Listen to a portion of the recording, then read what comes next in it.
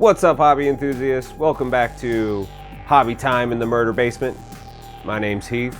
Today we are going to be building and painting the Mountain Jotnar from Conquest, The Last Argument of Kings.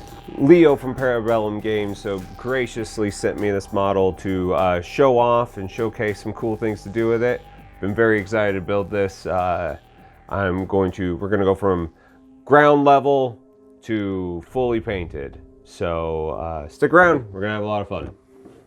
First thing I wanted to do is give you a little tour of the box, show you what's inside it.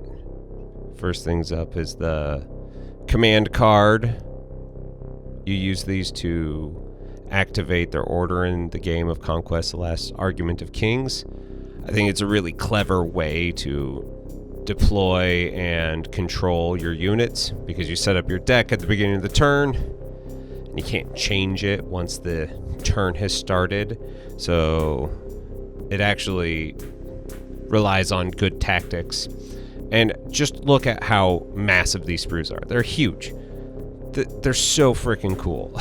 So I just wanted to give you kind of like a rundown on how to build something like this and start showing you the process. Starts by clipping.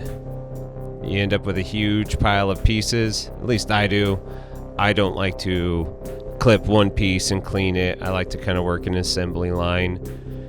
This step here, I take my X-Acto knife and I clean up all the little sprue edges that are still on the model and obscuring things. If you don't do this, it's not that it is just totally ugly. It is the fact that sometimes things won't join together. You'll see here that I, dry fit just to make sure, and there was a little nub that was still in the way. So I wanted to make sure it was nice and clean. I use the Tamiya super thin glue. It is really perfect for getting super strong bonds as it actually melts the plastic and welds it together with the other side.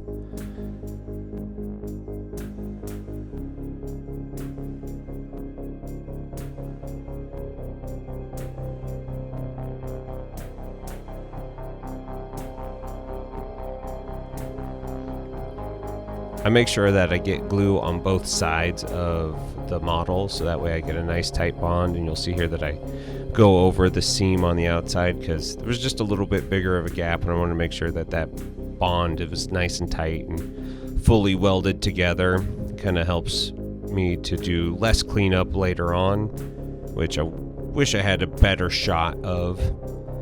And here you'll see that I'm using some tester's glue.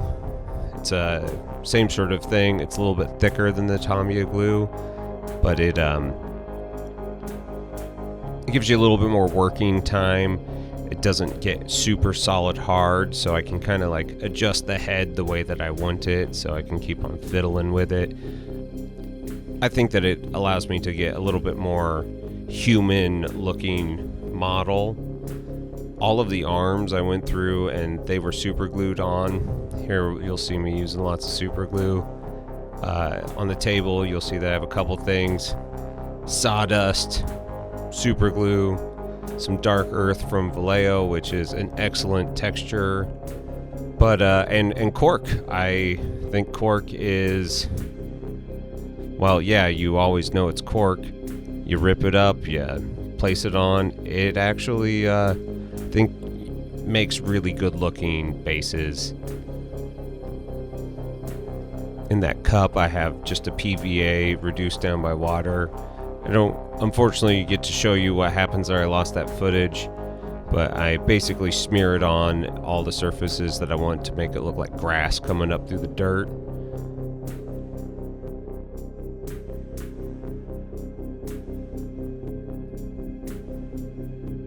I think we've all probably done this trick. A little bit of cork broken up to make it look like rock. Here I'm using the dark earth to go over everything. It's kind of like my first step of shaping my base. I think that it's pretty important. And then I'll add glue on top of it.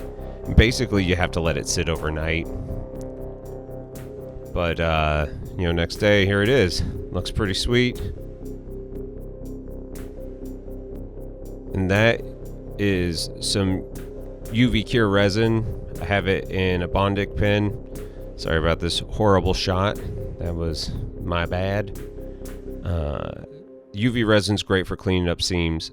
My only real complaint about the Conquest models is that you do get some really large seams, and I think that is just something that their designers, while they make really cool, very dynamic looking models, I don't think that they have spent a lot of time making sure that they are getting things like seams as clean as possible. But that's a pretty small complaint in the grand scheme of things, as everything has seams. And for the last 30 years of the hobby, seams have just been kind of the norm. So we've all learned ways to fix them. I use this UV resin. It's very easy. It's quick. You get that light on there and you can just start standing it. Like, this is basically real time. I didn't do any like breakaways, and you throw a primer over that, you'll never see that seam. It's absolutely miraculous. There are a couple weird little gaps on here, some gotchas, like the armpits all are ball jointed together, and so there's a big gap underneath the armpit pit with the tree. Here's my first real failure of the video. I tried filming a bunch of stuff, showing how cool my the airbrush is, using these inks, getting my base coats. As you'll see here, as I start spraying, that unfortunately all you get to see is the back of my hairy hand, and nobody wants to watch this for minutes. So c'est la vie. We'll figure it out next time.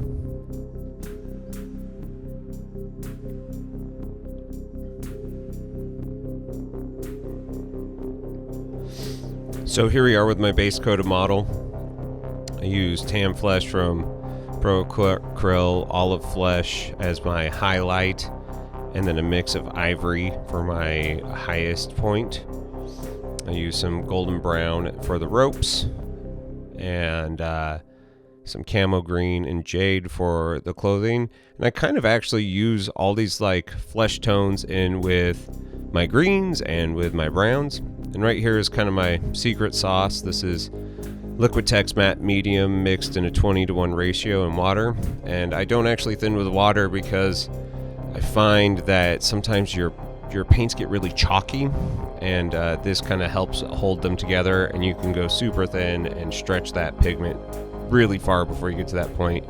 It's not perfect. I had a couple points on this model where I accidentally painted through my base coat, which doesn't happen often. It just means that I was working too fast, too aggressive, not letting things totally cure. But it's all right. You just paint over it. Who cares? Doesn't matter. That's one of the interesting things that you'll kind of see with my style here, is that I'm really loose. I wet blend, I layer just over and over and over until things kind of look right. The idea of going through and I'm going to paint this one color, and then I'm going to go over and paint this brighter color in just a few spots, is like the most mind-numbing way to paint for me. For me, it is really all about speed and efficiency, not being too precious with your model, and just hitting it as kind of hard and fast as possible. Work those highlights in while you're working the base coat in. That's the way traditional artists will do it. They don't just go through and just, I'm going to do red today, unless if they're doing like a very red painting. I made the cloth a little too blue, so I had to mix this desaturated green. Like, this was a little too maybe silk looking as far as colors go, which I mean it probably could have been fine, but this Jotnar, God, I hope it's Jotnar and not something like Jotnar. I don't know or know all of the Norwegian lore, but I wanted it to be a little bit more earthy, a little bit more desaturated, and less kind of like Asiatic inspired. Maybe someday I'll do something like that and do a really cool silk thing. But I wanted this darker, actually maybe a little bit more washed out green, for the reason that when we come in later with the oil wash, it really takes the grime and will make it look lived in, and all of a sudden you'll have a model that goes from being just a model with paint on it to something that if you imagine hard enough, it could be real. It could be alive on the table, and I think that is really special. So I always kind of try to strive for bringing that level of realism to my models.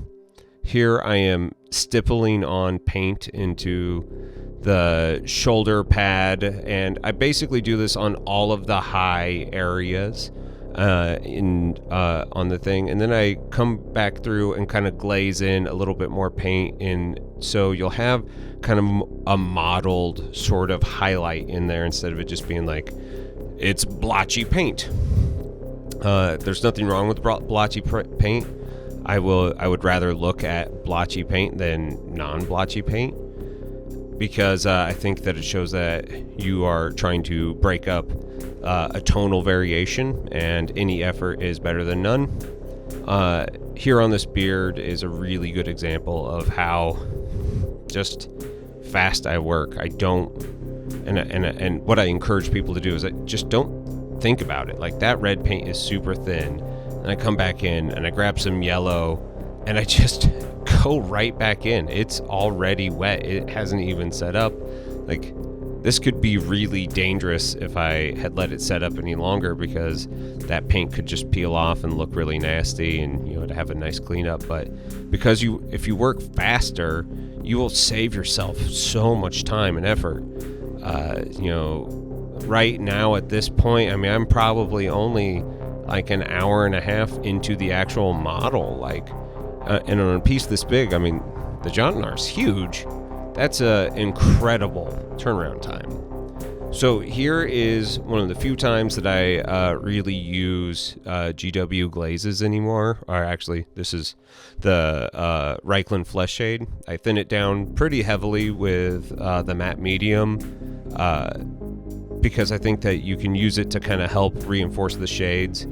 Part of the reason that I did the model with a purple undercoat is so some of those dark tones really show up in the recesses still. And if you kind of miss a spot, it looks like a bruise, which is kind of awesome. Again, it's all about breaking up the visual narrative. You want to not just have, well, this is flesh tone. Like, flesh is a bunch of disgusting colors. Go ahead, look at your hands right now. They're disgusting. You have disgusting hands, and you should be ashamed of them. Nah, don't be ashamed of your hands. I'm just looking at my hands going, God, look at that pale skin. It is gross. But I think that is a good lesson to look at and say, this is the way a model should look. And now I have all of my details painted on the model. I was really not precious with this thing. I went hard. It just had to be gross and living and something in battle.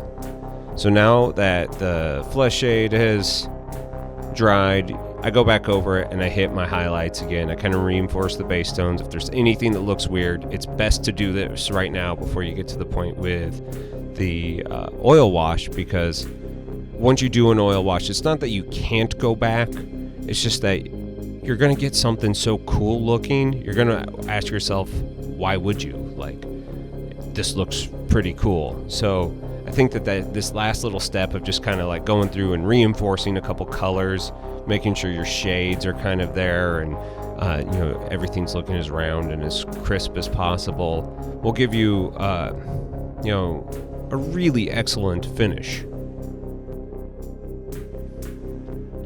And here, use my little pipettes to get the solvent out for the oil wash. I mix solvent into all of my paints. I use the Mr. Weathering multi-black and ground brown on this model. I use the ground brown on the ground and on the wood, and the multi-black all over the model. And, there's probably a pretty good argument to say that taking a step like this all over the model is fairly stupid, and I get it, especially since I just spent 2 hours on this model trying to get it to look its best. About 2.5 hours at this point. Why would I cover it in this stuff that's totally grimy and crappy?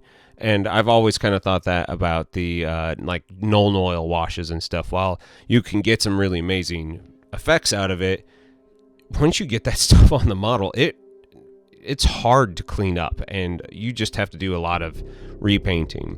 With this oil wash, as I'm sure you've heard, Kenny from Next Level Painting say, and Jack of Clubs Painting, you can reactivate this with the solvent, and we do that really quick. We give it a big wash all over. I should also say that I also varnish this entire thing before I go to this step, so it's gloss varnished all the way.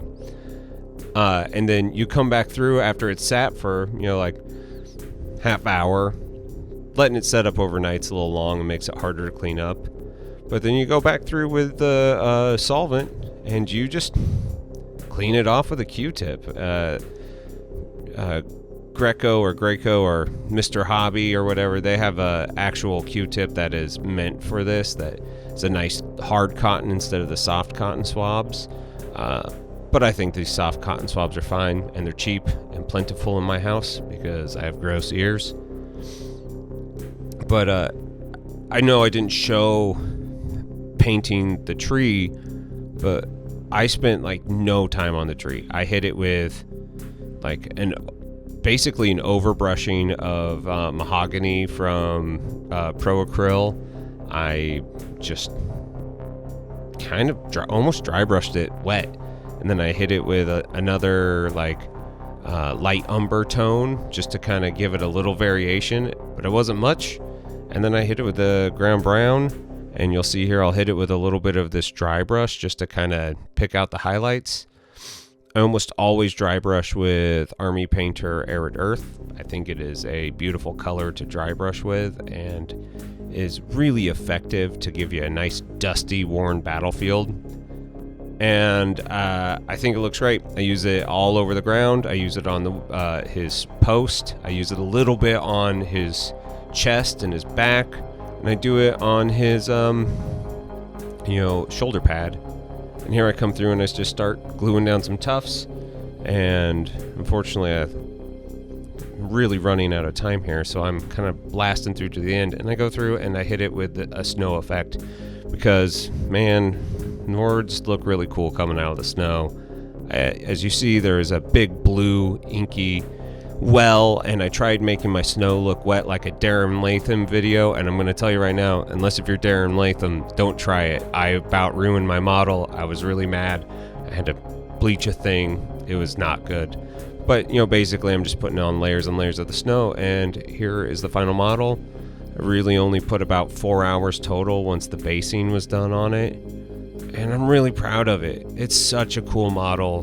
The guys at Parabellum Games should be so proud of this thing. It is really one of the most fun I've had painting a model, and I hope you get a chance to paint it too.